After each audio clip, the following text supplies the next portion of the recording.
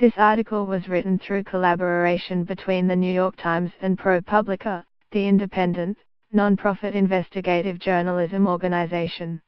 A few weeks ago, Verizon placed an ad on Facebook to recruit applicants for a unit focused on financial planning and analysis. The ad showed a smiling, millennial-aged woman seated at a computer and promised that new hires could look forward to a rewarding career in which they would be more than just a number.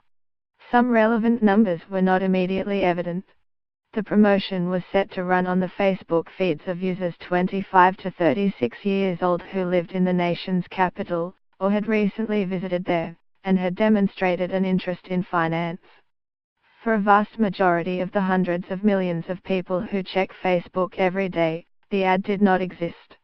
Verizon is among dozens of the nation's leading employers, including Amazon, Goldman Sachs, Target and Facebook itself, that placed recruitment ads limited to particular age groups, an investigation by ProPublica and the New York Times has found.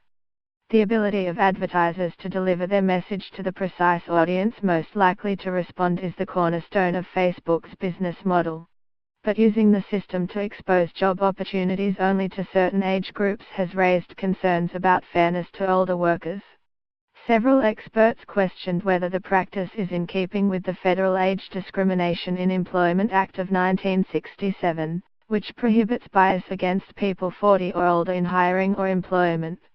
Many jurisdictions make it unlawful to aid or abet age discrimination, a provision that could apply to companies like Facebook that distribute job ads. "It's blatantly unlawful," said Deborah Katz, a Washington employment lawyer who represents victims of discrimination. Facebook defended the practice. Used responsibly, age-based targeting for employment purposes is an accepted industry practice and for good reason. It helps employers recruit and people of all ages find work, said Rob Goldman, a Facebook vice president.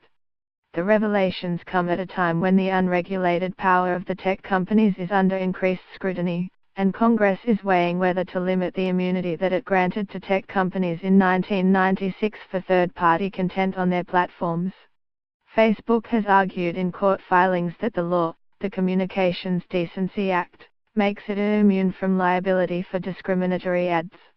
Although Facebook is a relatively new entrant into the recruiting arena, it is rapidly gaining popularity with employers. Earlier this year, the social network launched a section of its site devoted to job ads. Facebook allows advertisers to select their audience, and then Facebook finds the chosen users with the extensive data it collects about its members. The use of age targets emerged in a review of data originally compiled by ProPublica readers for a project about political ad placement on Facebook. Many of the ads include a disclosure by Facebook about why the user is seeing the ad, which can be anything from their age to their affinity for folk music.